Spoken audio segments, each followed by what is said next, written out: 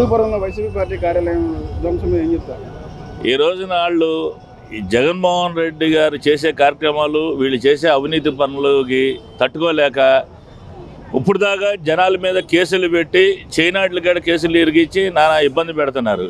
ఇప్పుడు అవి తట్టుకోలేక ఇంకా ఆఫీసులు కాడ తీసేస్తే బాగుంటుందని ప్రత్యేకంగా వీళ్ళు వచ్చేస్తున్నారు ఇచ్చేస్తారని ఇది అవుతున్నారు. అలాంటిది పార్టీ కార్యాలయం పగలగొట్టది నీతి జ్ఞానం కూడా లేకుండా అదే రోజు అక్కడ సిట్టింగ్ ఎమ్మెల్యే బాలకృష్ణ గాడ ఉండి అంటే అతని ప్రమేయం కూడా ఉంది.